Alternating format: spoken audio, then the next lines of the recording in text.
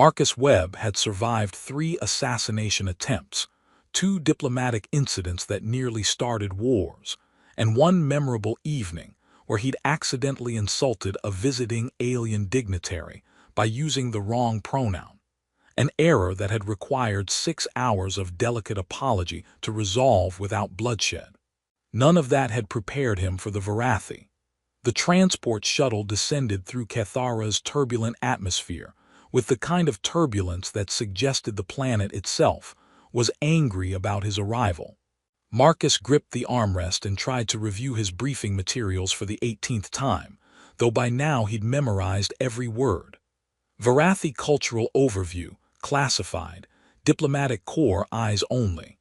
The Varathi Empire operates under a fundamental principle known as Shareth, loosely translated as absolute truth, or the way of honesty. This principle governs all Varathi communication, social interaction, and cultural expectations. Shareth requires complete honesty in all verbal and non-verbal communication. Lies, even social niceties or polite falsehoods, are considered the gravest form of dishonor. Varathi who violate Shareth are exiled or executed. Non-Varathi who violate it in official interactions are typically killed immediately. Diplomatic note: previous human diplomatic contact with Varathi has a 73% fatality rate. The primary cause of death is perceived dishonesty. Exercise extreme caution. Marcus closed the data pad and focused on breathing. In through the nose, out through the mouth, trying to ignore the fact that he'd built his entire career on the art of saying things without actually saying them. Strategic ambiguity. Careful omissions. The diplomatic skill of being technically honest while revealing absolutely nothing. All of which would get him killed the moment he opened his mouth in front of a Varathi. Approaching landing zone, the pilot announced, her voice crackling through the intercom. Good luck, Mr. Webb, you're going to need it. Thanks for the vote of confidence. I'm being honest, the Varathi appreciate that right. The shuttle settled onto a landing platform carved from dark stone that seemed to absorb light rather than reflect it. Through the viewport, Marcus could see the Varathi compound, a fortress that blended ancient architecture with technology centuries beyond human capabilities. Towers rose like broken teeth against a sky the color of old blood, and every surface bristled with weapons that tracked the shuttle with predatory precision. Welcome to Cathara, Marcus muttered, where everyone wants to kill you, but at least they're honest about it. He gathered his diplomatic case, checked his appearance in the shuttle's reflective surface, formal Earth Diplomatic Corps uniform, perfectly pressed, medals he'd earned through 16 years of not getting people killed, and tried to project confidence he absolutely didn't feel. The airlock hissed open, and heat hit him like a physical blow. Cathara's atmosphere was technically breathable for humans, but just barely. Too much nitrogen, not enough oxygen, and a sulfurous smell that made every breath taste like regret. A Varathi warrior waited at the base of the ramp. Marcus had seen them in briefing videos, but nothing prepared him for the reality. His cultural database suggested the ear positioning indicated female gender, stood at least 2 meters tall, her form encased in armor that seemed to shift colors in the dim light. The armor was beautiful in a deadly way, interlocking plates that suggested both ancient craftsmanship and impossible technology. But it was her ears that drew his attention. Long and pointed, sweeping back from her skull in an aggressive position that his briefings had specifically warned, meant either formal challenge or barely controlled hostility. Possibly both. Her eyes were silver, literally metallic-looking, and they fixed on Marcus with the focused intensity of someone deciding where to aim the first shot. Marcus Webb, she said, not a question. Her voice carried harmonics that his translator struggled with, rendering them as a slight echo. You are the human diplomat they sent to negotiate peace. Marcus descended the ramp carefully, aware that any misstep, literal or metaphorical, could be his last. I'm honored to. Do not lie, the words were flat, absolute. You are not honored, you are terrified. I can smell the fear sweat on you from here. Speak truth or do not speak at all. Every diplomatic instinct Marcus had screamed at him to deflect, to use careful language to mask his actual emotional state. But with Varathi, the usual rules were worse than useless. They were actively lethal. "You're right," he said, forcing himself to meet those silver eyes. "I'm terrified. Your species has killed 7 of the last 10 human diplomats sent to negotiate with you. I was specifically told that my predecessor lasted 4 days before saying something you considered dishonest and being executed for it. So yes, I'm absolutely terrified. But I'm here anyway because my government desperately needs a ceasefire, and apparently I'm the best option they have left." The Varathi warrior studied him for a long moment. Then, to Marcus's shock, her ears shifted slightly forward, an expression his briefing materials had tentatively identified as approval or interest. "Better," she said. "You speak truth about your fear rather than hiding it behind empty courtesy. This is progress. I am Commander Kirzha of the 3rd Legion. You will follow me." She turned and began walking toward the fortress without checking to see if Marcus was following. He hurried to keep up, his shorter legs struggling to match her longer stride. The compound interior was dimly lit, all dark stone and metal, with corridors that seemed designed to make visitors feel small and vulnerable. Varathi warriors lined the walls, guards, Marcus assumed, though they could have been decorative statues for all the movement they made. Each one watched him pass with those silver eyes, evaluating, judging, finding him wanting. "Your species," Kirzha said without turning around, "has a reputation for dishonesty. You use words to obscure meaning to say one thing while intending another.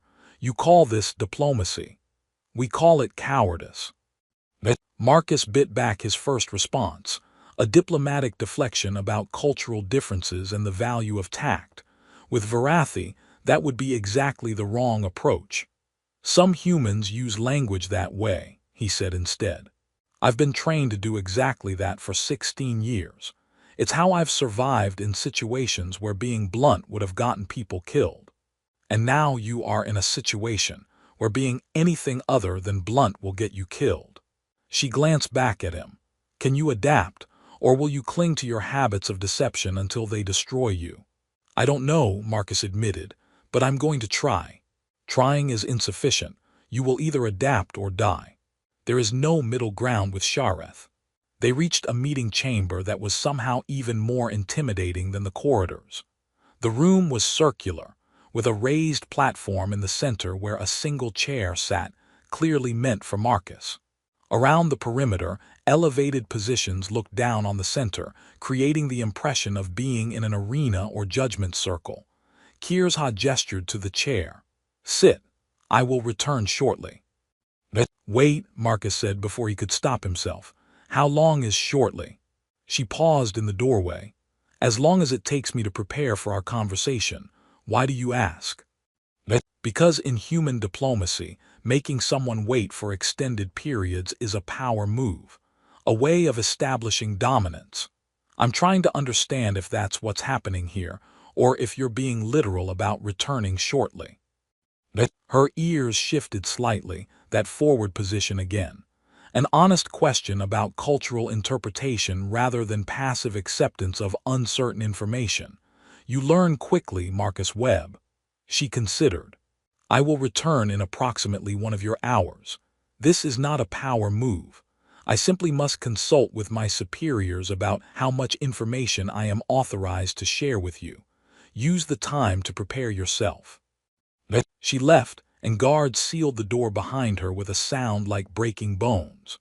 Marcus sat in the provided chair and tried not to think about the fact that he was trapped in a fortress with warriors who could kill him without effort, on a planet where his entire species was considered barely more trustworthy than vermin. The hour stretched like elastic, each minute feeling like 10. Marcus reviewed his briefing materials again, though by now he could recite them in his sleep. He practiced responses to potential questions, trying to find ways to be honest without sabotaging his own negotiating position. The fundamental problem was simple. Varathi demanded absolute truth, but diplomatic success often required strategic omission. How could he negotiate a ceasefire while being completely honest about human weaknesses, about the limitations of his authority, about the political infighting that plagued the colonial government? He was still wrestling with that question when the door opened and Kirzha returned. She'd changed armor, or perhaps the same armor had shifted configurations. Marcus couldn't tell, but something was different about her bearing. More formal, perhaps, more dangerous. "We will begin," she announced, taking a position across from him rather than in one of the elevated observation seats. "Your government has requested negotiation for a ceasefire in the Cathara sector. State your terms." Marcus had prepared an opening statement, carefully crafted language that acknowledged Varathi territorial claims while maintaining human interests, suggested compromise without showing weakness, projected confidence while remaining open to negotiation. He looked at Kirzha's silver eyes and threw out every word of it. "I don't have terms," he said bluntly. "I have desperate hopes and very little authority. The colonial government sent me here with authorization to agree to almost anything short of complete withdrawal, because they're losing this conflict badly and they know it. The Varathi are superior in ground combat. You control 3 of the 4 strategic positions on this planet, and our military command estimates we have maybe 3 months before we're forced into a full retreat that will cost thousands of lives." Kirzha's expression didn't change, but something in her posture shifted. "Continue." "I'm supposed to negotiate for a ceasefire that preserves human dignity and territorial interests. But honestly, I'll settle for a ceasefire that stops the dying. I don't care about dignity. I don't care about territorial pissing contests. I just want to find a way for both our peoples to stop killing each other long enough to figure out if coexistence is possible." He stopped, slightly appalled at himself. That was possibly the least diplomatic opening statement in the history of interstellar relations. But Kirzha's ears had shifted fully forward now, an expression that Marcus was starting to recognize as genuine interest. "You admit weakness," she said. "You acknowledge your poor negotiating position. You confess that you lack authority to make meaningful decisions. Why would you reveal these things?" "Because lying about them would be stupid," Marcus replied. "You're not idiots. You know the tactical situation better than I do. Pretending I have a strong position when I obviously don't would just waste both our time and probably get me killed for dishonesty." "Your previous diplomat attempted exactly that strategy," Kirzha said. "He presented demands as if humans held superior position. He used elaborate language to obscure the weakness of your military situation. He lasted 4 days before his deceptions became impossible to tolerate. What happened to him? I killed him personally. It was a mercy. Others in my legion wanted him to suffer for the insult of his dishonesty." The casual admission should have terrified Marcus. Instead, he felt something almost like relief. At least he knew exactly where he stood. "Then I'll try not to insult you with dishonesty," he said. "Though I'll probably fail occasionally, because my entire professional training has been in strategic ambiguity. When I do, I'd appreciate you telling me before you kill me, so I can try to correct the mistake." For the first time since he'd arrived, Kirzha did something that might have been a smile. It was small, lasted maybe half a second, but it transformed her face from intimidating warrior to something almost approachable. "I will grant you that courtesy," she said. "One warning before execution. This is more than your predecessor received, but you have already shown more honesty than he managed in 4 days." "I'll take it," Marcus said. "Now, can we talk about why you're even bothering with negotiations? If your military position is as strong as I think it is, you could just kill all the humans on Cathara and take the planet. So why talk to me at all?" Kirzha settled into a position that looked uncomfortable to Marcus, but seemed natural to her physiology. "An honest question deserves an honest answer. We are negotiating because my superiors wish to understand human capabilities before committing to full military engagement. Your species is new to this sector, unpredictable in ways that concern our strategic command. They want intelligence about your technology, your decision-making processes, your breaking points. She paused, those silver eyes meeting his directly. I am speaking to you in part to gather that intelligence, to observe how humans think, how you respond to pressure, what truths you reveal when forced to abandon your typical deceptions. Do you understand? You're telling me that I'm basically an intelligence-gathering operation disguised as peace negotiations. Yes, and you're admitting this to my face. Shareth requires it. You asked an honest question. I provided an honest answer. Her expression shifted slightly. Does this anger you? Humans often become emotional when they learn they are being manipulated. Marcus considered. In any normal diplomatic situation, this revelation would be catastrophic. But with Varathi, the brutal honesty was somehow less insulting than the polite lies he was used to.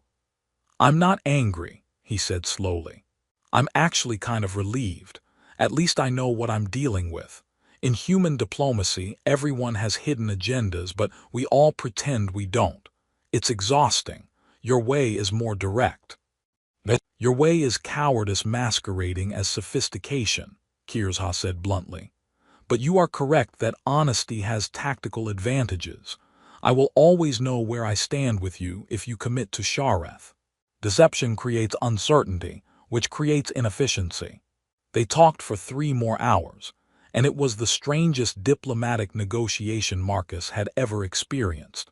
Kirzha was brutally honest about Varathi military superiority, about their contempt for human deception, about the internal debates within her command structure, about whether humans were worth negotiating with at all. In return, Marcus found himself being more honest than he'd been in any professional capacity in his life. He admitted when he didn't know things. He confessed the limitations of his authority. He acknowledged that his government was fractured and disorganized, that the colonial administration was more focused on political infighting than effective governance. It should have been professional suicide. Instead, he saw Kirzha's respect growing with each honest admission, her ears slowly shifting from aggressive positioning to something more neutral, almost curious. You are not what I expected from human diplomats, she said as their session finally wound down. You lack the elaborate deceptions of your predecessor. You admit ignorance rather than inventing confident falsehoods. This is, she paused, searching for a word her translator could render. Refreshing.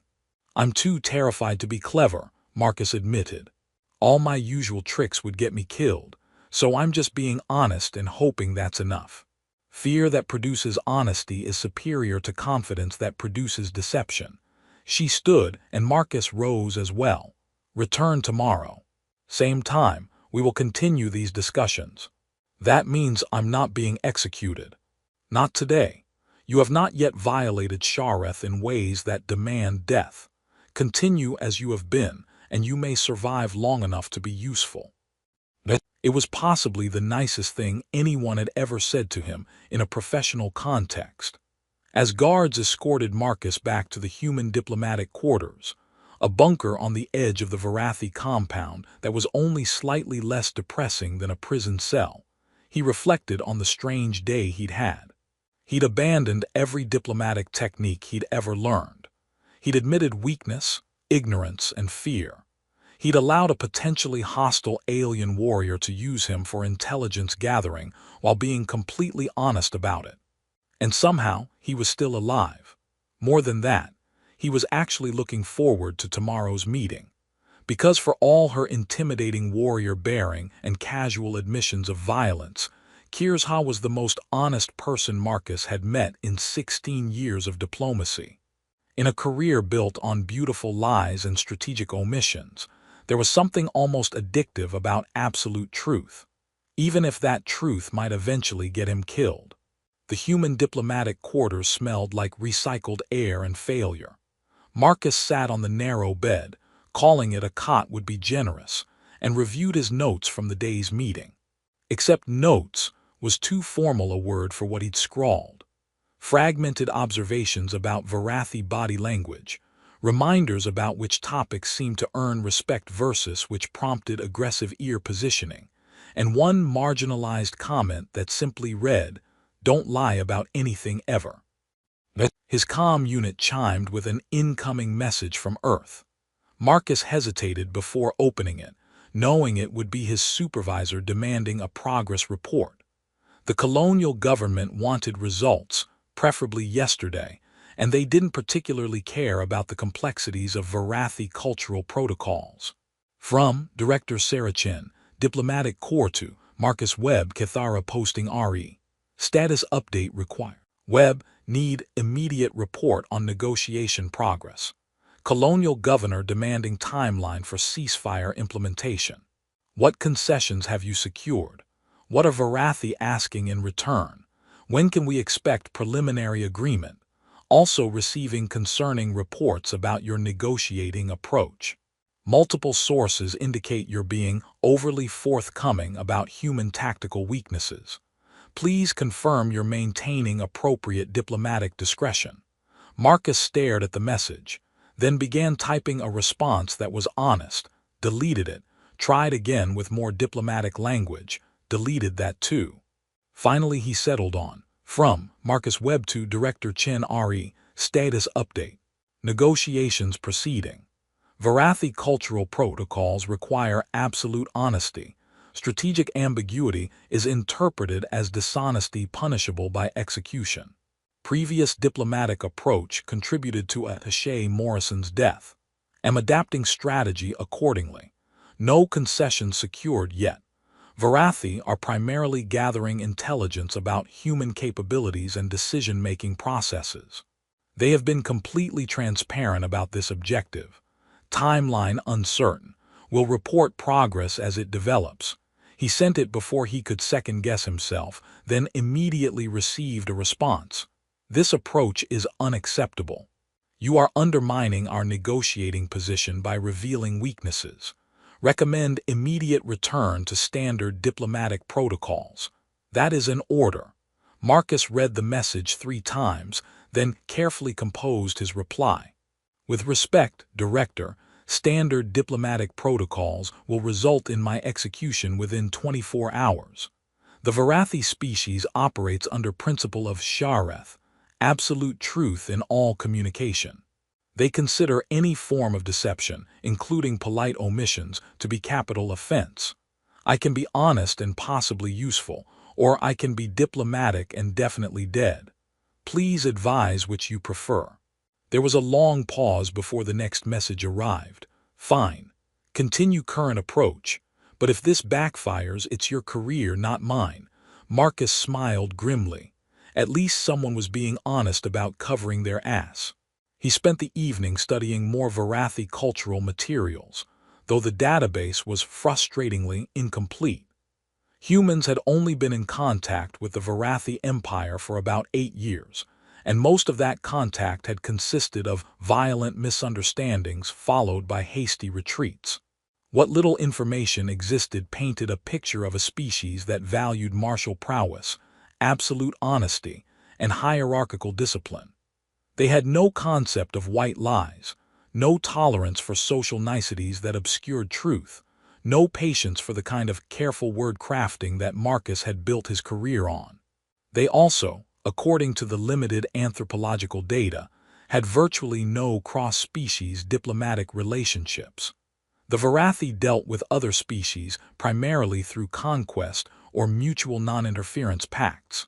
The idea of actual alliance, of genuine cooperation beyond strategic necessity, seemed foreign to their culture, which made Marcus wonder, why were they even bothering with these negotiations? Kirs-Ha had admitted they were gathering intelligence, but that didn't require extended diplomatic sessions. A few interrogations would be more efficient, unless there was something else going on. Something Kirs-Ha hadn't mentioned yet, or perhaps wasn't authorized to reveal. Marcus filed that question away for tomorrow and tried to sleep. It didn't come easily.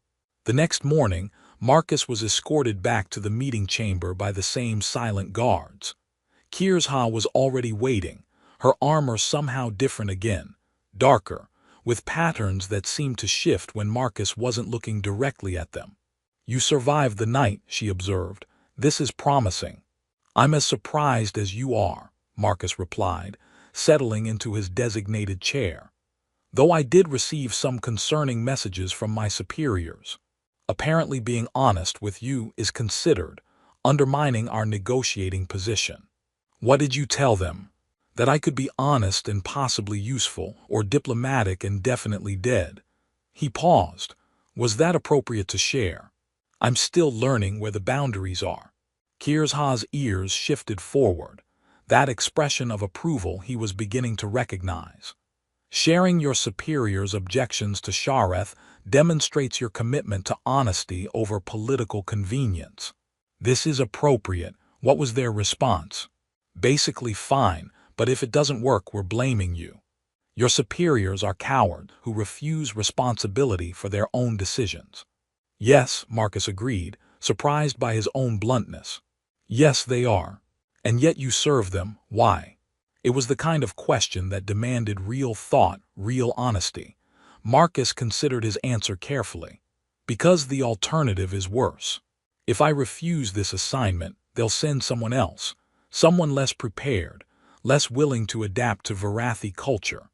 That person will probably die, and the situation will escalate toward war that will kill thousands on both sides." He met her silver eyes. "I serve cowards because refusing to serve them would result in more death. It's not noble, it's just the least terrible option." Kirsha was silent for a long moment. "You understand the concept of duty beyond personal comfort. This is unexpected in a human. We're not all as bad as our reputation suggests. No, some of you are worse. But you," she paused, and Marcus could see her choosing words carefully. "You are different from what I expected. You acknowledge weakness without being weak. You admit ignorance without being incompetent. You show fear without being paralyzed by it." "Is that a compliment?" "It is an observation. Whether it is also a compliment depends on whether you continue to demonstrate these qualities or revert to typical human deception." They settled into the day's discussion, which ostensibly focused on territorial boundaries, but kept veering into deeper philosophical territory. Marcus found himself talking about human concepts of honor, about the difference between lying and discretion, about why his species valued social harmony even when it required small deceptions. Kirsha challenged every point, forcing him to defend positions he'd never questioned before. Why was it considered polite to lie about "we value feelings," he tried to explain. "Sometimes being kind is more important than being truthful. If my friend's child draws a terrible picture, I'll say it's beautiful because the child's confidence matters more than my honest artistic assessment." "So you teach your young that deception is acceptable if it serves emotional comfort." Kirsha's ears flattened slightly, disapproval. "This explains much about human diplomatic failures." "What do Varathi do in that situation?" "We tell the child that their technique is poor but can be improved with practice. We offer specific guidance for development. We do not lie to preserve feelings. We provide honest assessment that allows growth." That sounds harsh for a child. It produces adults who are not crippled by false confidence or unexpected reality. Your kindness is often cruelty disguised as care. Marcus wanted to argue, but he couldn't entirely disagree. How many human disasters stemmed from polite lies that prevented necessary truth-telling? "Our cultures are fundamentally incompatible," he said finally. "You value truth above all else. We value social harmony even when it requires dishonesty. How are we supposed to coexist when our basic communication styles are mutually exclusive?" "That," Kirsha said, "is the actual question these negotiations must answer. Not territorial boundaries or resource allocation. Those are simple problems.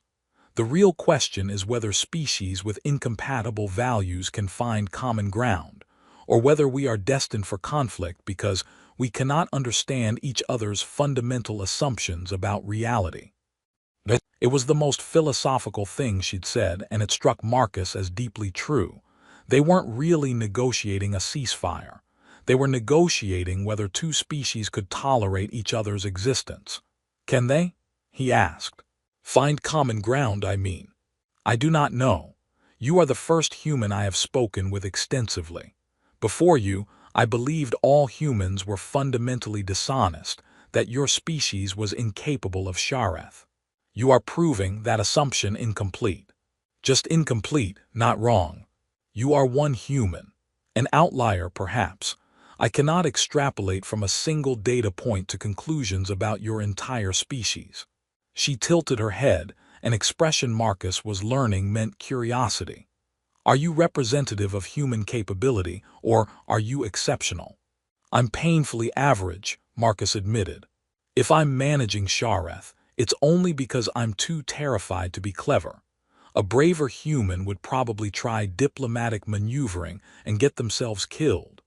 A smarter one might find ways to be honest while still protecting human interests. I'm just surviving on fear and luck. Fear that produces appropriate behavior is functionally equivalent to wisdom. You should not discount its value. They talked for hours, the conversation ranging from practical ceasefire terms to abstract questions about truth and deception. Marcus found himself increasingly comfortable with Kirsha's directness, even when she said things that would be considered incredibly rude in any human context. When she told him his government's resource management was incompetent to the point of comedy, he didn't take offense, because she was right, and her bluntness was oddly refreshing after years of carefully phrased diplomatic criticism. When she described human emotional expression as inefficient and distracting, he found himself laughing instead of being insulted. You find my assessment humorous? She asked, ears tilting in confusion. I find your honesty refreshing. In human diplomacy, if someone thinks your culture is inefficient, they spend 20 minutes explaining why your approach has interesting alternative merits before gently suggesting improvements. You just say we're inefficient. It's almost relaxing. Relaxing to be insulted. Relaxing to know exactly where I stand. With you, I never have to wonder what you really think or decode hidden meanings. You just tell me. He searched for the right word, honest, obviously, but also kind in its way. You're not wasting my time with polite fictions. Kirsha's expression shifted into something Marcus couldn't quite read. You are the first human to describe Varathi directness as kind. Most find it brutal, offensive, unbearable. Most humans are used to comfortable lies. I'm starting to think uncomfortable truth might be better. This is significant progress in your understanding of Shareth. She stood, signaling the end of their session. Return tomorrow. I wish to continue these discussions. I'll be here, Marcus said, also rising. Assuming I survive the night again. You will survive. I am beginning to find these conversations valuable. Killing you would be inefficient. It was possibly the nicest thing she'd said to him, and Marcus found himself smiling as guards escorted him back to his quarters. Over the next week, the pattern continued. Daily meetings that started as ceasefire negotiations and evolved into something more complex, cultural exchange, philosophical debate, the slow building of understanding between beings from fundamentally different worlds. Marcus learned to read Varathi body language with increasing accuracy. The ear positions that indicated everything from mild curiosity to lethal aggression. The subtle shifts in posture that suggested agreement or skepticism. The particular tone that meant Kirsha was about to challenge one of his assumptions and force him to defend it. He also learned things about Varathi culture that weren't in any briefing materials. That they had elaborate poetry traditions focused on battlefield victories. That their concept of family was more about warriors fighting together than biological connection. That they considered human romantic relationships baffling and somewhat embarrassing. All that emotional vulnerability displayed publicly seemed indecent to them. We do not share feelings as you do, Kirsha explained during one conversation. Emotions are private, not public performances. When Varathi mate, it is direct. Attraction is acknowledged, compatibility is assessed, bonds are formed. Your human courtship rituals, the games, the uncertainty, the elaborate deceptions about interest levels, this is incomprehensible to us. We call it romance, Marcus said. The uncertainty is part of the appeal, not knowing if feelings are returned, building tension. You build tension by lying about your feelings. Not lying exactly, more like not revealing them immediately. That is lying. Kirsha's ears flattened. You deliberately conceal truth about your emotional state to create artificial uncertainty. This is deception. Marcus wanted to argue, but from a Varathi perspective, she was right. Human dating was basically an elaborate game of strategic dishonesty. Okay, he admitted. You've got a point. But doesn't that make Varathi relationships kind of transactional? Where's the excitement if you just tell someone you're attracted and they immediately confirm or deny? The excitement is in the honesty, in knowing that when someone expresses interest, it is genuine, in trusting that acceptance or rejection is based on truth, not game playing. She paused. Your way seems exhausting. All that effort to hide what you feel, to decode what others feel. Why not simply speak truth and act on it? Because rejection is scary, Marcus said quietly. If you tell someone you're interested and they say no, that's final. There's no ambiguity to hide behind, no hope that maybe they just haven't realized their feelings yet. It's just no. And this is preferable to uncertainty, to not knowing if the person you desire feels the same. For a lot of humans, yes, uncomfortable uncertainty is better than definite rejection. Kirsha was quiet for a long moment. Your species is more cowardly than I realized. It should have been an insult, but Marcus found himself laughing. Yeah, we really are. Something shifted in her expression, that brief almost smile he'd seen a few times before. You do not defend your species when I criticize them. Because you're usually right. Humans are cowardly about feelings. We lie to ourselves and others to avoid uncomfortable truths. It's not admirable, but it's how we operate. You are not like that. I'm exactly like that, Marcus corrected. I'm just temporarily unable to be like that because your culture would kill me for it. If I were home, I'd be just as dishonest as any other human. I do not believe that. You have adapted to Shareth more quickly and completely than any human I have observed. This suggests natural inclination toward honesty, not merely fear-driven compliance. Marcus considered that. Was she right? Had he always been uncomfortable with diplomatic deception, just too invested in his career to acknowledge it? Maybe, he said slowly. Or maybe I just like talking to you enough that I don't want to ruin it by lying. The words hung in the air between them, more honest than Marcus had intended. He just admitted that their conversations mattered to him personally, not just professionally. Kirsha's ears shifted into a position Marcus hadn't seen before, not quite forward, not quite neutral, something in between that might have indicated surprise or uncertainty. You enjoy our discussions, she said, not a question. Yes.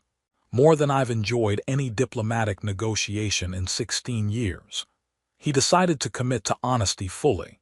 You're brilliant, challenging, and completely unpredictable. Talking to you is exhausting and exhilarating in equal measure. I look forward to these meetings for reasons that have nothing to do with ceasefire terms. Her silver eyes held his, and Marcus saw something in them he couldn't identify, some emotion or thought that her warrior's bearing didn't reveal. I also find these discussions valuable beyond their diplomatic purpose, she said carefully. You challenge my assumptions about humanity. You demonstrate qualities I did not believe your species possessed. You are. She paused, searching for words. Interesting. It was possibly the most emotionally vulnerable thing he'd ever heard her say. They sat in silence for several heartbeats, and Marcus became aware that something had shifted between them. Some boundary had been crossed without either of them consciously choosing to cross it. They weren't just diplomat and warrior anymore. They were what? Friends seemed too simple. Professional colleagues didn't describe it either. Something else, something neither of their cultures had good words for. "We should continue tomorrow's session," Kirzha said finally, standing in a way that suggested the conversation had reached some limit she wasn't ready to exceed. "Yes," Marcus agreed, also rising, "tomorrow." But as he returned to his quarters that evening, Marcus found himself thinking less about ceasefire terms and more about the way Kirzha's expression had shifted when he'd admitted to enjoying their conversations. About the fact that she'd called him interesting, which coming from her might be the equivalent of a human calling someone fascinating. About the uncomfortable realization that he was starting to see her as more than just a diplomatic contact or even a friend. He was attracted to her. The thought was absurd. She was Varathi, alien, warrior from a culture that found human emotional expression embarrassing. She could kill him without effort. Their entire relationship existed within a context of potential violence and certain cultural incompatibility. And yet, when she challenged his ideas, he felt energized rather than defensive. When she smiled that rare brief smile, something in his chest tightened. When her silver eyes met his with that intense focus, he found himself wanting to hold that gaze longer than professionalism required. It was completely inappropriate, professionally suicidal, and probably biologically absurd. He had no idea if Varathi even experienced attraction the way humans did, or if the concept of cross-species romantic interest existed in their culture. Marcus fell asleep trying to convince himself it was just the isolation talking, the stress of the mission creating false emotional attachment. He wasn't very convincing. The 8th day of negotiations began like all the others. Guards escorted Marcus to the meeting chamber. Kirzha was already waiting, and they settled into their designated positions with the practiced ease of routine. Except nothing felt routine anymore. Marcus had spent the night wrestling with his growing awareness of feelings that had no place in diplomatic negotiations. He told himself a dozen times that attraction to an alien warrior who could snap him like a twig was the height of stupidity. That he was confusing respect with something more. That isolation and stress were playing tricks on his emotions. None of it had been convincing. Now, sitting across from Kirzha, Marcus found himself noticing things he shouldn't notice. The way her armor caught the light, creating subtle color shifts across its surface. The graceful efficiency of her movements, every gesture purposeful and controlled. The intensity of her focus when she listened, like his words were the only thing in the universe that mattered. "You are distracted today," Kirzha observed, her ears tilting in that expression of curiosity. "Your attention wanders. Why?" Marcus's first instinct was to deflect, to claim fatigue or concern about the negotiations. But that would be a lie, and lies with Kirzha were potentially fatal. "I'm thinking about things beyond our negotiations," he said carefully. "Personal matters that aren't relevant to the ceasefire discussions. All matters are potentially relevant. Shareth requires complete honesty, not selective truth." She leaned forward slightly. "What occupies your thoughts?" This was dangerous territory. Marcus could feel it like a physical presence in the room, the moment where honesty might cross into confession, where professional boundaries might dissolve into something neither of them was prepared for. "I'm trying to figure out how to separate professional respect from personal feelings," he said, choosing his words with the care of someone defusing a bomb. "It's difficult when working closely with someone for extended periods." Kirzha's ears shifted, not aggression, but something Marcus couldn't quite identify. "You are developing emotional attachment beyond professional connection." To whom? The direct question shouldn't have surprised him. Varathi didn't do subtle inquiry or gentle probing. They just asked. Marcus could lie, could claim he was thinking about someone back home, redirect the conversation away from dangerous truth. But that would violate everything they'd built over the past week. Every moment of honesty, every careful disclosure, every step toward mutual understanding would be betrayed by one strategic lie. "I'd rather not answer that question," he said instead. "Not because I want to lie, but because the honest answer creates complications I'm not ready to address. Refusing to answer is still a form of dishonesty. It conceals truth. Then I'm in an impossible position. Answer honestly and create problems, or refuse to answer and violate Shareth. There's no good option." Kirzha studied him with those silver eyes, and Marcus could see her thinking, processing, reaching some conclusion he couldn't anticipate. "The personal feelings you are experiencing," she said slowly, "they involve me."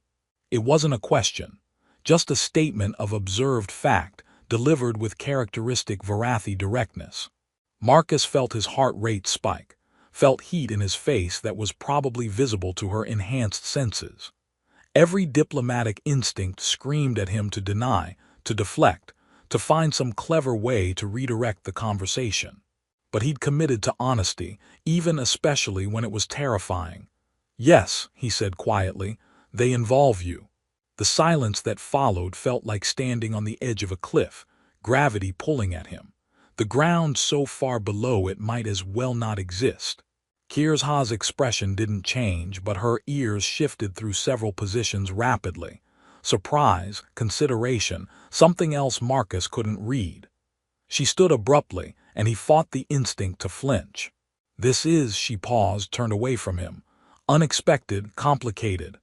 I know, which is why I didn't want to address it. It's inappropriate, professionally destructive, and probably offensive to your culture." Marcus remained seated, his hands gripping the chair arms to keep them from shaking. "I apologize if acknowledging it has made you uncomfortable." "I am not uncomfortable." She turned back to face him, and there was something in her expression he'd never seen before, uncertainty, maybe, or confusion. "I am uncertain how to respond. Varathi do not experience." She stopped, started again. "We are not accustomed to emotional complications in professional relationships. Neither are humans, technically. We're just better at pretending they don't exist. And now you cannot pretend because Shareth requires honesty."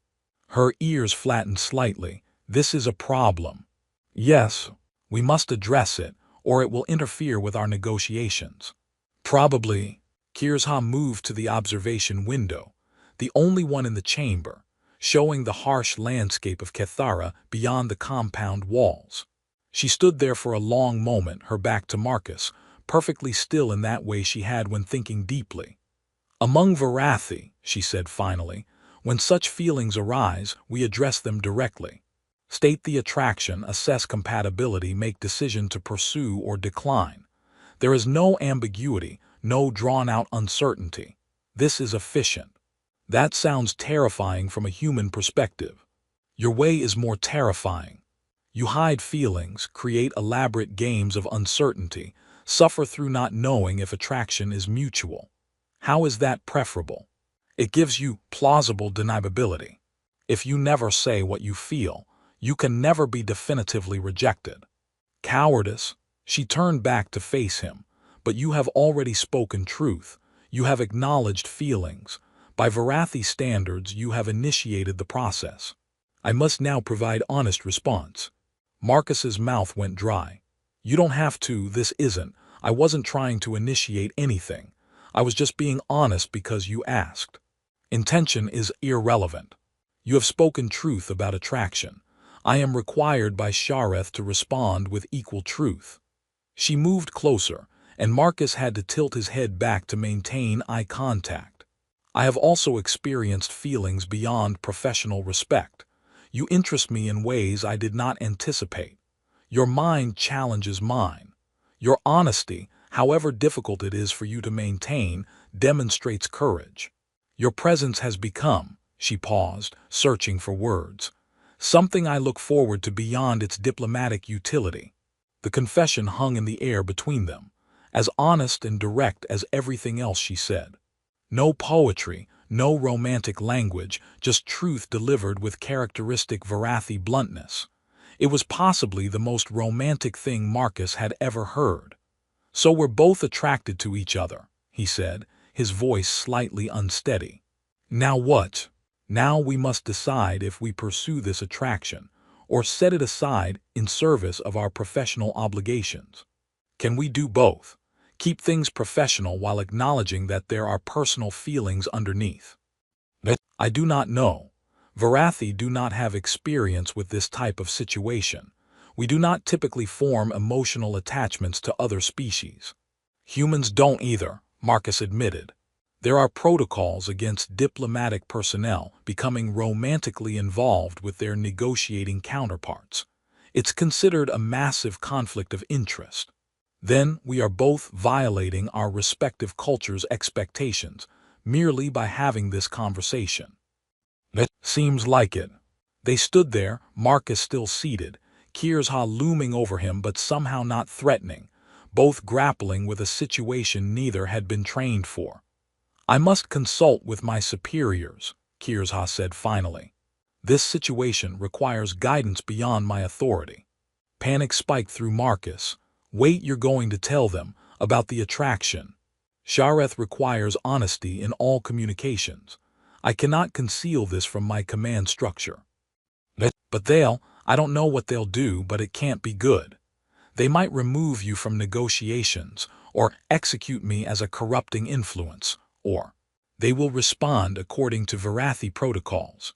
I cannot predict what those protocols are because this situation is unprecedented." She moved toward the door. "But concealing truth would be greater violation than whatever complications honesty creates. My career will be destroyed if my superiors find out." "Then do not tell them." "But you'll tell yours." "I must. Lying to my commanders would violate Shareth and dishonor my position." She paused at the door. "Your species allows strategic deception of superiors." "Not allows exactly, but we don't have cultural requirements for complete honesty in all situations. I can choose what to report and what to keep private. This is the fundamental difference between our species. We cannot understand how you tolerate such pervasive dishonesty." She opened the door, guards appearing instantly. "I will return tomorrow with my superior's guidance. You should use this time to decide what you wish to do with these feelings we have acknowledged." She left, and Marcus sat alone in the chamber, his mind racing through implications and consequences. He just confessed attraction to an alien warrior. She'd confessed mutual attraction. She was now reporting this to her military command, who would make decisions that would affect both their lives based on criteria Marcus couldn't begin to understand. And he had to decide whether to report it to his own superiors, knowing it would likely end his diplomatic career and possibly get him recalled to Earth in disgrace. Honesty versus self-preservation. Truth versus strategic silence. Shareth versus every professional instinct he developed over 16 years. Marcus returned to his quarters and stared at his comm unit for an hour before finally composing a message from Marcus Webb to Director Chen Re, personal complication. Situation has developed that may affect negotiations. Will provide full report when I better understand implications. Request guidance on protocols regarding diplomatic personnel, developing personal connections with negotiating counterparts. It was vague enough to maintain some deniability, while being honest enough that he wouldn't feel like a complete hypocrite. A compromise between Shareth and human diplomatic practice. Chen's response was immediate. "What kind of personal connections? Be specific." Marcus stared at the message, knowing that specificity would doom him. He could lie, claim it was just friendly rapport building. Could minimize the situation, frame it as professional respect that his superiors were misinterpreting. Or he could be honest and face the consequences. His fingers hovered over the keyboard for a long moment before he finally typed. "Mutual attraction between myself and Varathi, Commander Kirsha, has developed during negotiations. Both parties have acknowledged this openly. Awaiting Varathi command guidance on how to proceed. Request human protocols for similar situations." He sent it before he could reconsider, then immediately regretted it. His career was finished. Earth Diplomatic Corps had strict rules against romantic involvement with diplomatic contacts, especially when those contacts were from potentially hostile species. Chen's response took 3 hours, which Marcus spent contemplating the various ways his life was about to be destroyed. From Director Chen to Marcus Webb. Are you out of your mind? Romantic involvement with Varathi commander during active ceasefire negotiations is career suicide. Immediate recall recommended. Stand by for replacement diplomat. However, colonial governor has reviewed situation and determined that your removal now would jeopardize ongoing negotiations.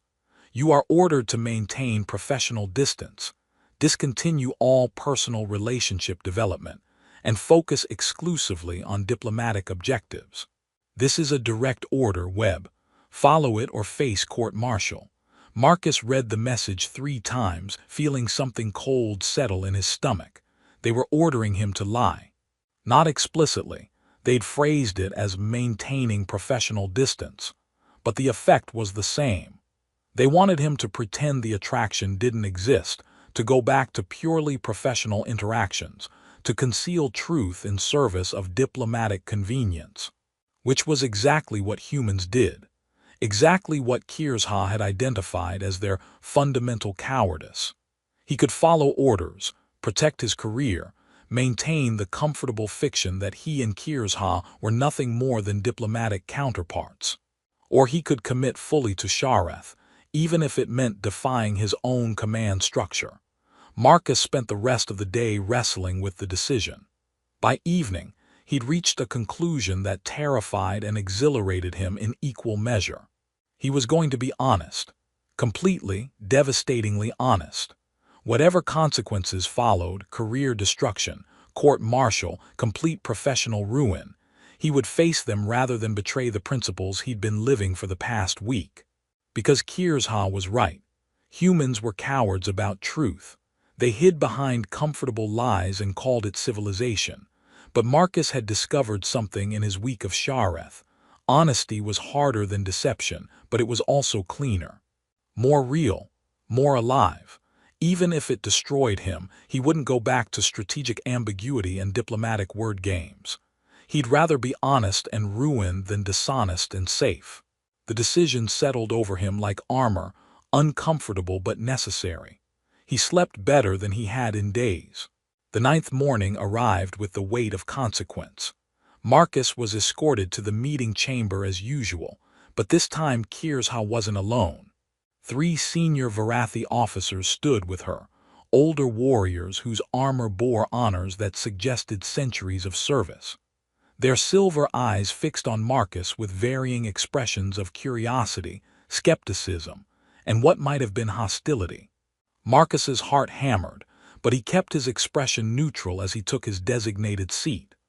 Marcus Webb, the eldest warrior began, her voice carrying authority that made Kirzha seem almost junior by comparison. I am General Sarethkin. Commander Kirzha has reported an unusual development in your negotiations. Before we address it, I require confirmation from you. Have you developed personal attraction to Commander Kirzha? Direct. No preamble, no diplomatic softening, just the question. Marcus took a breath and committed to his decision fully. Yes, General, I have. And you acknowledge this knowing it violates your species' professional protocols. Yes. Why did you not conceal it? Your superiors could not have known if you had maintained appropriate discretion. Because concealing it would violate Shareth. I've spent the past week learning to value honesty over strategic deception. I won't abandon that principle now, even if honesty is professionally destructive. The general's ears shifted, forward, interested. You would sacrifice your career for adherence to Varathi cultural principles. I would sacrifice my career to avoid being a hypocrite. I've criticized human dishonesty repeatedly during these negotiations. It would be profoundly dishonest to then practice exactly that dishonesty when it became convenient. General Sarethkin turned to Kirzha. Your assessment of the human's commitment to Shareth. Genuine, Kirzha said without hesitation. He struggles with honesty because his training opposes it, but he consistently chooses truth over comfort. This confession supports that pattern. And you have also developed attraction to him. Yes, General. Despite initial skepticism about his species, I find myself interested in him beyond professional context. His mind challenges mine. His commitment to honesty, however difficult for him, demonstrates courage worthy of respect. The general studied them both, her expression unreadable. This is unprecedented. Varathi do not form emotional bonds with other species. It suggests either exceptional circumstances or profound failure in judgment. Marcus kept silent, knowing that defending himself would likely make things worse. However, the general continued, Shareth requires us to address truth honestly rather than suppress it because it is inconvenient. You have both acknowledged mutual attraction. This truth exists regardless of whether we approve. The question is how we respond to it. She turned to one of the other officers. Commander Thalen, your analysis. The second warrior, male, with scars suggesting extensive combat experience, spoke in measured tones. From strategic perspective, this attraction creates leverage. If human diplomat is emotionally invested in Commander Kirzha's well-being, it makes him more cooperative, easier to manipulate toward favorable terms. That is calculating but not honest, the general said. Shareth does not permit exploitation of emotional vulnerability, even in enemies. With respect, General, the human is not our friend either. Using available leverage is standard practice. Not when that leverage violates the principles we claim to uphold. She turned to the third officer. Commander Vera, your thoughts. The third warrior, female, younger than the others but still clearly experienced, considered before speaking. I find myself curious about this development. If human and Varathi can form genuine emotional connection, it suggests our species are less fundamentally incompatible than we believed. This could have implications beyond these negotiations. You propose what? Cross-species emotional bonding as diplomatic strategy. I propose we do not suppress truth, because it is uncomfortable or unprecedented. That would violate Shareth more profoundly than any emotional complication. The general was silent for a long moment, her ears moving through various positions as she considered. Finally, she addressed Marcus and Kirzha together. This situation requires testing. You will both remain in your current positions. Negotiations will continue. But the personal attraction you have acknowledged will not be suppressed or concealed. Doing so would violate Shareth. Instead, you will address it honestly. If it strengthens your connection and improves diplomatic outcomes, we will consider it beneficial. If it creates destructive complications, we will intervene. She focused on Kirzha specifically. You are ordered to pursue honesty in all aspects of this relationship. If the attraction deepens, acknowledge it. If it proves incompatible with professional duties, admit that. No concealment, no strategic manipulation. Complete transparency. Yes, General. Then to Marcus. Your superiors have ordered you to maintain professional distance. What will you do? I will maintain honesty, Marcus said quietly. My superiors' orders require dishonesty, pretending feelings don't exist, concealing truth for strategic advantage. I can't do that anymore. I'll face whatever consequences they impose, but I won't lie about this. Even if it destroys your career. Even then, the general's expression shifted into something that might have been approval. You have committed to Shareth more completely than any human I have observed. This is either profound courage or spectacular foolishness. Time will reveal which. She gestured to her fellow officers. We will report to High Command that negotiations continue under unusual but potentially valuable circumstances. Commander Kirzha, proceed as you see fit, but remember truth in all things or you dishonor your position. The senior officers departed, leaving Marcus and Kirzha alone in the chamber. They sat in silence for several heartbeats, both processing what had just occurred. "That went better than I expected," Marcus said finally. "My superiors value Shareth above comfort. They will not suppress truth simply because it is complicated." Kirzha studied him carefully. "You defied your own command structure. This will have severe consequences for you." "Probably, but I couldn't do what they asked.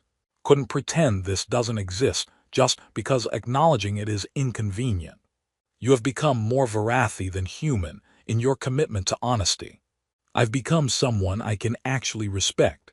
That's worth whatever consequences follow." Kirzha's expression shifted into that small, almost smile he'd come to value. "You are remarkable, Marcus Webb. Your species is cowardly about truth, but you individually have chosen courage. This is," she paused, "attractive in ways I did not anticipate." "Now what?" Marcus asked. "Your generals said we should address this honestly. What does that mean in practical terms?" "It means we do not hide what we feel. We acknowledge it, explore it, determine if it can coexist with our professional obligations." She stood, moved closer to him. "It means I stop pretending that your presence does not affect me beyond diplomatic interest. And I stop pretending I'm here purely for ceasefire negotiations." "Truth," she agreed. They stood close enough that Marcus could see the subtle texture of her skin, the slight color variations that human eyes almost couldn't detect. She was alien, unmistakably other, and also somehow the most present person he'd ever encountered. "I don't know how this works," he admitted. "Human Varathi attraction. I don't even know if our physiologies are compatible, or if what you experience as attraction translates to what I experience." "Neither do I. We will discover together." She reached out slowly, giving him time to move away, and touched his face with careful precision. Her fingers were cool, textured differently than human skin, but the gesture was unmistakable. Exploration, curiosity, the tentative beginning of something neither could name. Marcus's breath caught. Her touch sent electricity through him, his own hand rising to cover hers where it rested on his cheek. "This is terrifying," he said quietly. "Truth often is. But it is also real in ways comfortable fiction can never be." They stood like that, touching carefully, both aware they were crossing boundaries that couldn't be uncrossed, both choosing to do it anyway because the alternative, suppression, denial, strategic dishonesty, had become intolerable. Whatever happened next, professional consequences, cultural complications, the thousand practical problems inherent in cross-species attraction, they would face it honestly, together, because some things were worth the risk, worth defying orders and disappointing superiors, and accepting that the easy path was no longer available. Some things demanded courage. And standing in that meeting chamber, Kirzha's hand against his face and his hand covering hers, Marcus felt braver than he'd felt in 16 years of careful diplomatic dishonesty. Truth was terrifying, but it was also liberating, and whatever came next, at least it would be real. The atmosphere in the meeting chamber had fundamentally changed. Where before there had been formal distance, careful positioning, the structured boundaries of diplomatic negotiation, now there was something else. Something neither of them had language for. Kirzha's hand remained on Marcus's face, her cool fingers exploring the topology of human features with scientific curiosity mixed with something deeper. Marcus stood perfectly still, acutely aware that she could break him without effort, that this moment of gentleness was a choice she was making, not a biological imperative. "Your skin is warmer than ours," she observed, "and softer. Varathi epidermis is more durable. We evolved on a harsher world than yours. Does it bother you, the difference?" "No, it interests me." Her thumb brushed across his cheekbone in what might have been accidental or might have been deliberate.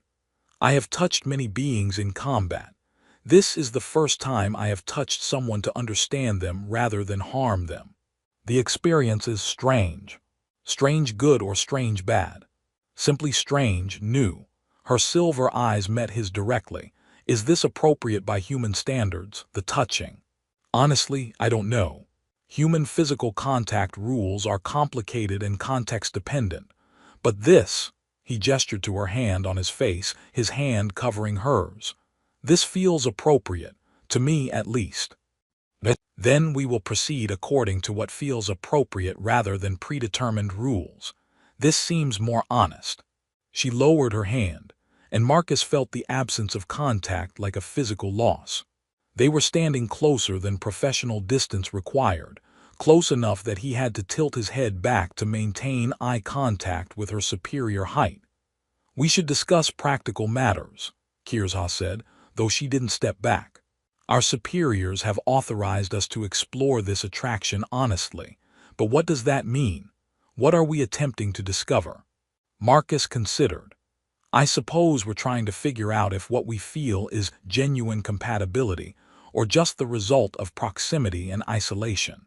Whether cross-species attraction can actually translate into," he paused, uncertain what word to use. "Into what? Partnership, bonding. Your species has many words for emotional connection, which applies here. I don't know. Maybe none of them. Maybe we need new words for whatever this is."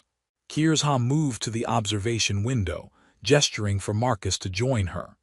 Together they looked out over Kethara's harsh landscape, red stone and sparse vegetation, a world caught in permanent conflict.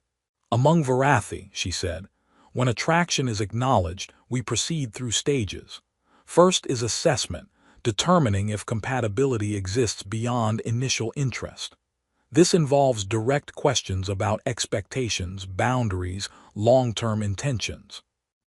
That sounds incredibly unromantic by human standards. Romance is deception by aesthetic means. We prefer clarity. She turned to face him. "So I will ask directly, what do you want from this attraction, Marcus Webb? Physical intimacy, emotional connection, long-term partnership. You must speak honestly about your desires or we cannot properly assess compatibility." The directness should have been jarring, but Marcus was learning to appreciate Varathi communication style. At least he always knew where he stood.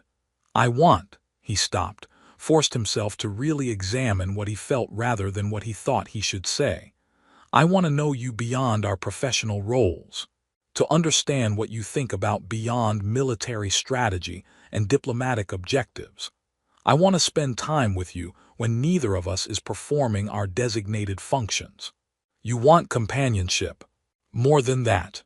I want," he struggled to find honest words.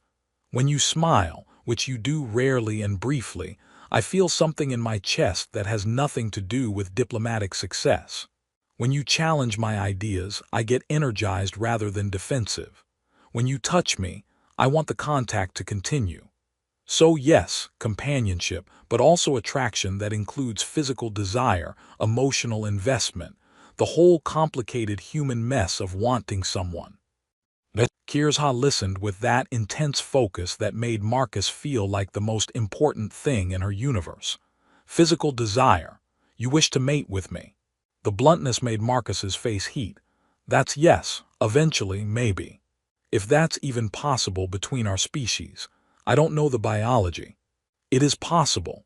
Challenging but possible. Varathi and human physiology are compatible enough for intimate contact, though differences exist that would require adaptation and communication." She tilted her head. "You are embarrassed. Your face shows increased blood flow. Why? Humans don't usually discuss sexual desire this directly, especially not with someone we've barely touched. But you desire me sexually. This is truth. Why conceal it with embarrassment? Because admitting it feels vulnerable. What if you don't feel the same way? What if I've misread the situation and you're only interested in intellectual companionship?" "I also experience physical attraction," Kirzha said matter-of-factly. "Your form is aesthetically pleasing by human standards, which translates to interesting to my perception. Your mind attracts me more than your body, but physical desire exists as component of overall interest.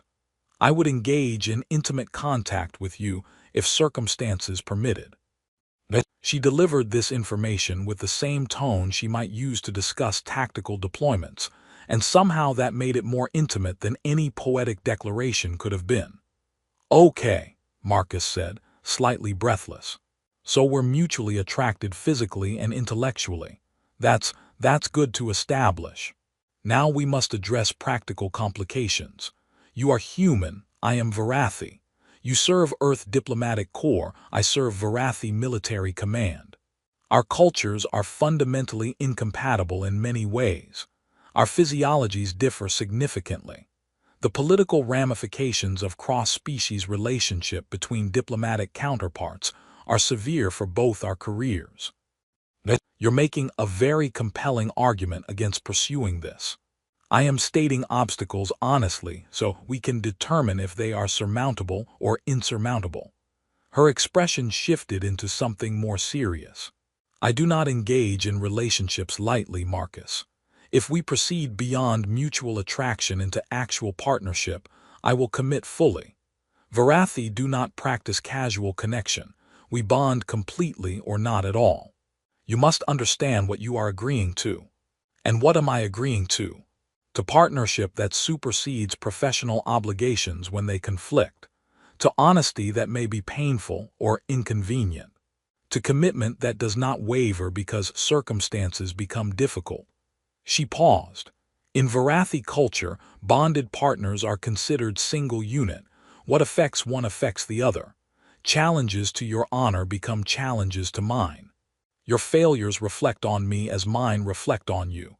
This is not casual human dating. This is binding commitment." Marcus felt the weight of what she was describing.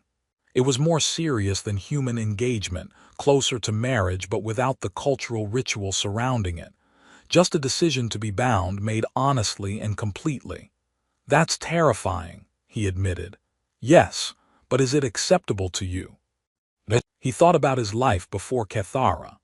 16 years of diplomatic service, where he'd carefully maintained professional distance from everyone, where relationships were strategic alliances or casual connections that dissolved when convenient, where he'd been successful and respected, and also fundamentally alone. He thought about the past week with Kirsha, the exhaustion of honesty mixed with the exhilaration of being truly seen. The way she challenged him to be better than his training, braver than his instincts.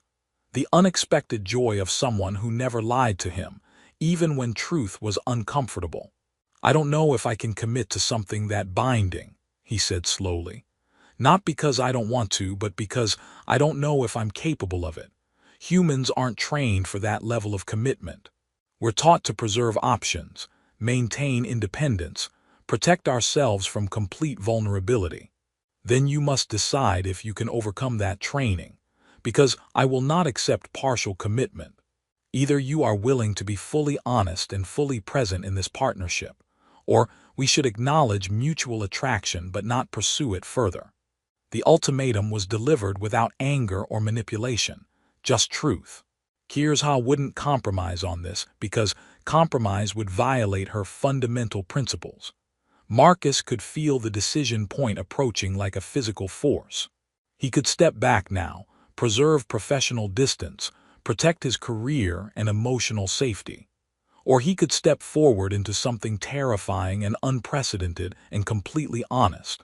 His comm unit chimed. Director Chen, no doubt demanding another update, probably threatening more severe consequences for his continued defiance of orders. Marcus silenced it without looking. "I'm going to be honest with you," he said. "In a way I've never been honest with anyone. I'm terrified of what you're offering.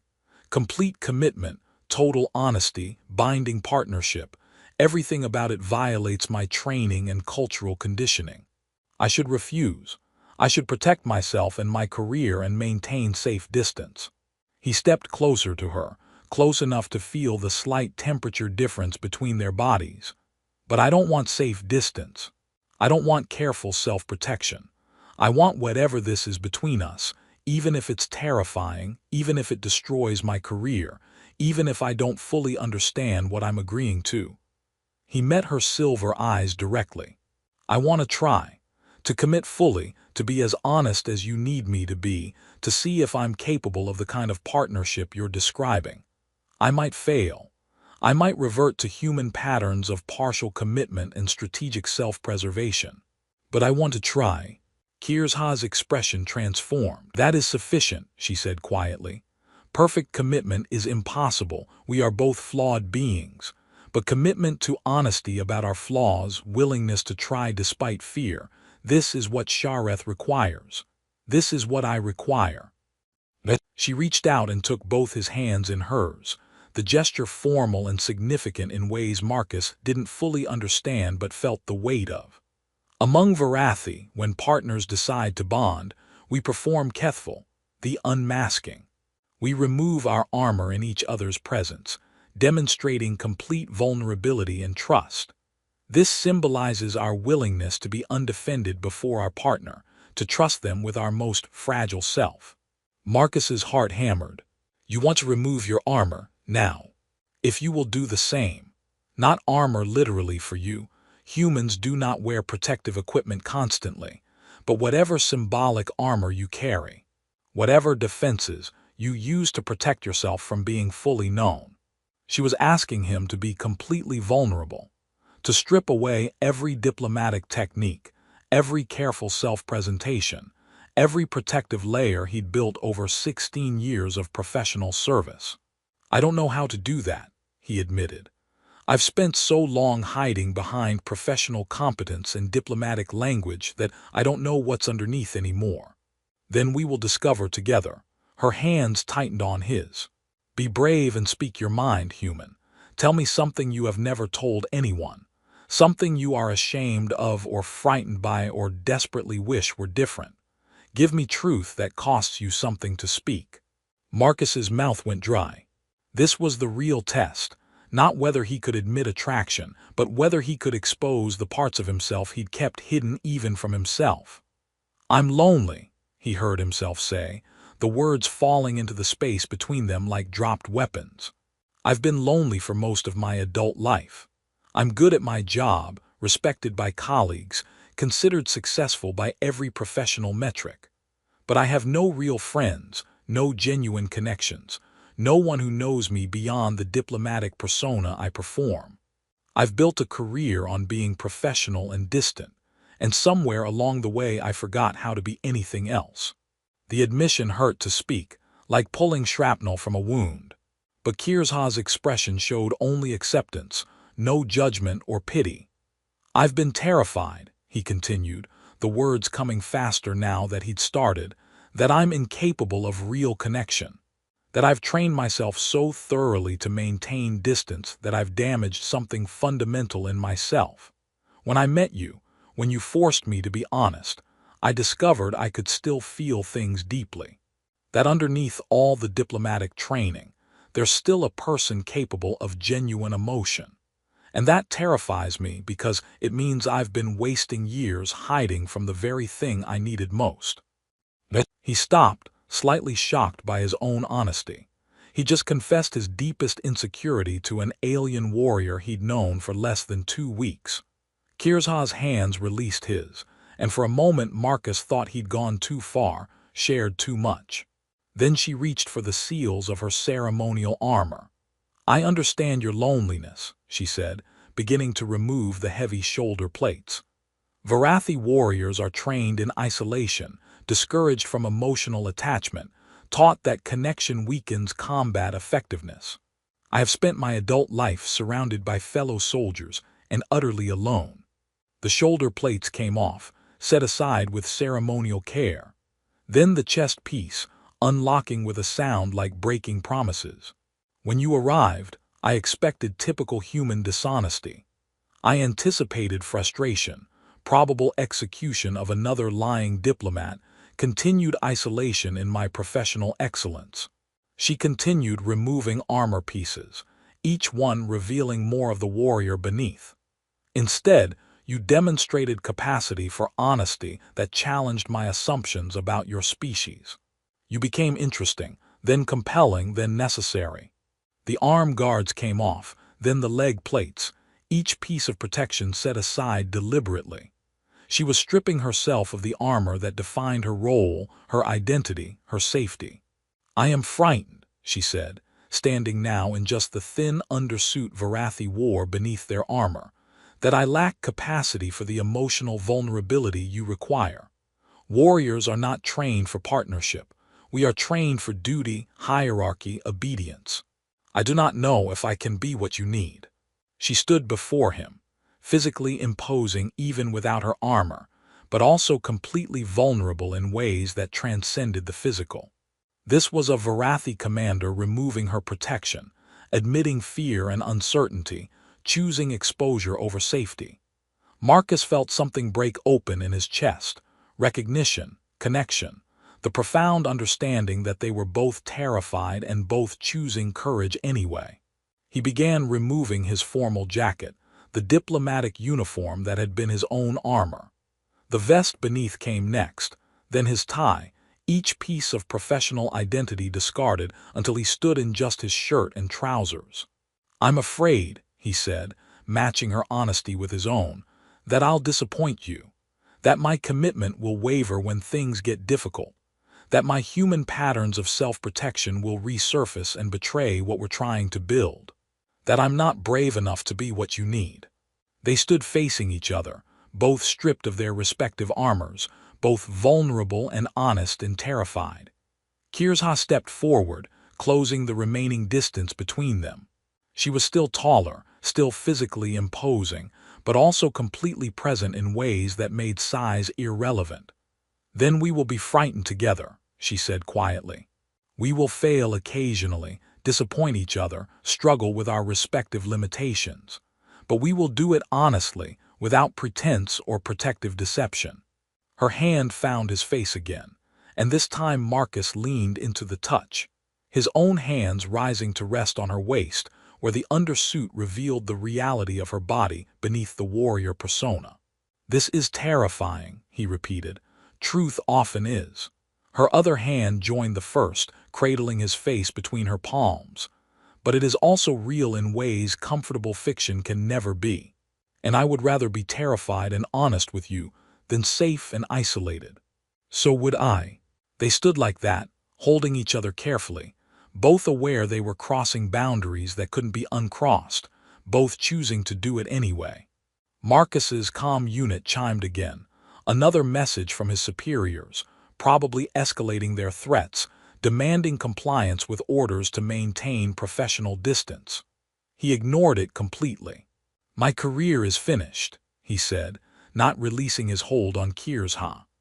"Earth Diplomatic Corps will recall me, probably court-martial me for insubordination and violation of professional conduct protocols. Everything I've built for 16 years is going to collapse." "Yes," she agreed. "And my superiors, despite their acceptance of Shareth, will likely find this partnership complicated and problematic. There will be consequences for both of us. Was it worth it, choosing honesty over safety?" She smiled, that expression that transformed her warrior's face into something softer, more vulnerable, more human despite her alien features. "Ask me again in 1 year. If we survive the consequences and remain bonded, then yes, it was worth it. If we fail and regret this decision, then no. But either way, it will be honest. We will know the truth, rather than wondering what might have been if we had chosen courage instead of safety. I can live with that uncertainty." "So can I."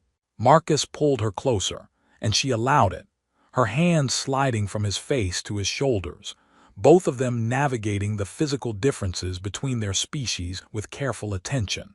She was cooler than human body temperature, her skin textured differently, her proportions slightly wrong by human standards. She was also the most present, most honest, most real person he'd ever held. "What happens now?" he asked, his face pressed against her shoulder. "Practically speaking, we've committed to partnership, removed our metaphorical armor, acknowledged mutual attraction. What's next?" "Now we continue negotiations while also exploring this bond. We demonstrate that cross-species partnership can coexist with professional obligations. We prove to our respective commands that honesty strengthens rather than weakens diplomatic outcomes. And if we can't prove that, Then we fail spectacularly and become cautionary tale about why Varathian humans should maintain professional distance. She pulled back slightly to meet his eyes. But we fail honestly, having tried something unprecedented rather than hiding in safe cowardice. You make catastrophic failure sound almost appealing. Everything is more appealing when approached with honesty rather than fear. Marcus laughed, surprised and delighted by her absolute conviction. You're going to completely ruin me for normal human relationships, you know. After this, going back to careful diplomatic language and strategic emotional distance is going to feel suffocating. Good, you deserve better than suffocation disguised as civilization.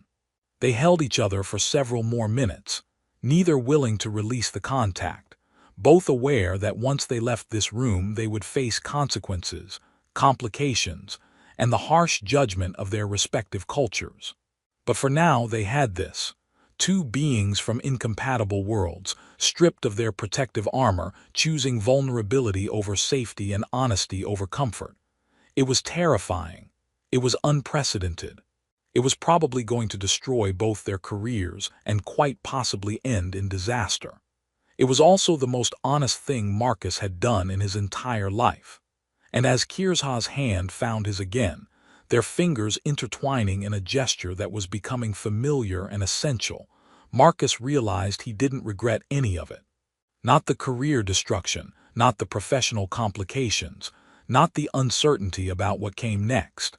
Because some things were worth the cost, worth defying orders and disappointing superiors, and accepting that the easy path was no longer available. Some things demanded courage.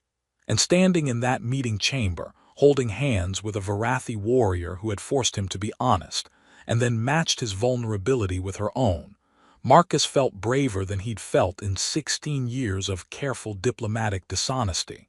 The negotiations would continue. Politics and war and the fate of colonies would demand their attention. Their superiors would impose consequences. The universe would judge their unprecedented partnership and likely find it wanting. But first they had this. Two hands clasped, two hearts honest, two beings brave enough to admit what they wanted and explore where that honesty led them. It was a beginning. Terrifying, exhilarating, completely without precedent. Exactly the kind of beginning that changed everything. "We should probably get dressed," Marcus said eventually, reluctantly.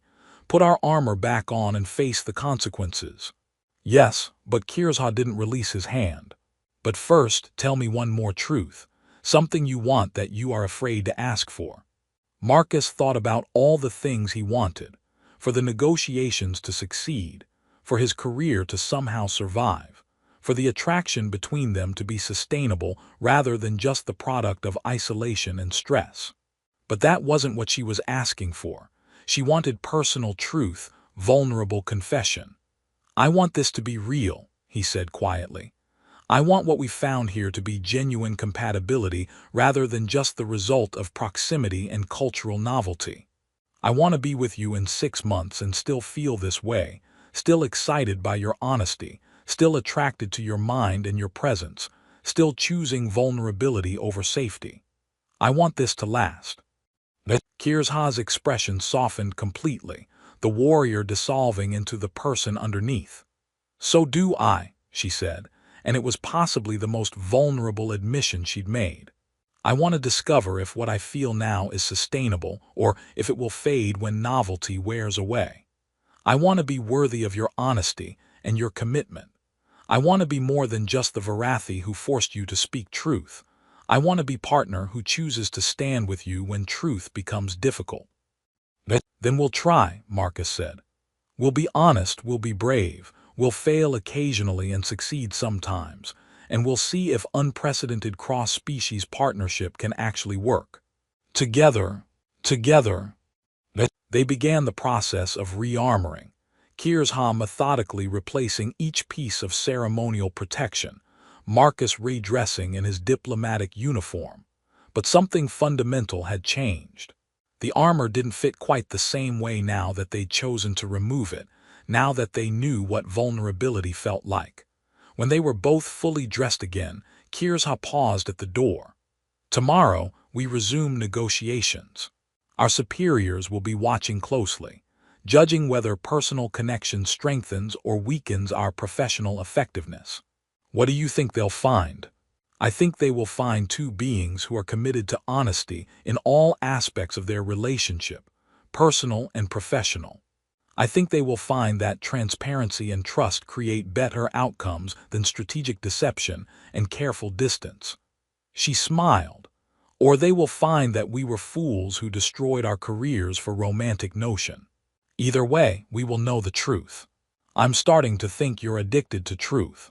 Truth is the only thing worth being addicted to." Marcus followed her out of the meeting chamber, acutely aware that everything had changed. He'd committed to partnership with an alien warrior. He'd defied direct orders from his superiors. He'd chosen honesty over career safety and vulnerability over protective distance. His comm unit showed 17 messages from Director Chen, each one apparently more threatening than the last based on the subject lines. He'd deal with those later, or possibly never. The idea of returning to careful diplomatic language after experiencing Varathi honesty felt impossible now. As Kirsha walked beside him through the corridors of the Varathi compound, not ahead of him as before, but beside him as equals, as partners, Marcus felt something settle in his chest that might have been peace or might have been acceptance. He'd found something in her honesty that he'd been missing his entire professional life. The freedom to be completely himself, flaws and fears and all, without pretense or performance. If that cost him his career, so be it. Some things were worth more than professional success. Some things, truth, courage, genuine connection, were worth everything. And as they reached the point where human and Varathi territories divided, where Marcus would return to his quarters and Kirsha to hers, she paused. "Tomorrow," she said, "we begin demonstrating that honesty works, that cross-species partnership is possible, that choosing vulnerability over safety was correct decision. What if it wasn't? What if we've made terrible mistake? Then we will fail honestly and learn from that failure." She touched his face one more time, gentle and deliberate. "But I do not believe we have made mistake. I believe we have found something rare and valuable. And I will fight to preserve it. So will I. Then we are bonded in purpose as well as attraction. This is good beginning." She left and Marcus watched her go. This Varathi warrior who had forced him to be brave, and then matched his vulnerability with her own. Tomorrow would bring consequences. Court-martial, probably. Professional ruin, certainly. The harsh judgment of two cultures that couldn't understand what they'd chosen. But tonight, Marcus felt more alive and more honest than he'd felt in 16 years of careful diplomatic service. And that was worth everything they were about to face. Truth was terrifying, but it was also liberating, and whatever came next, at least it would be real.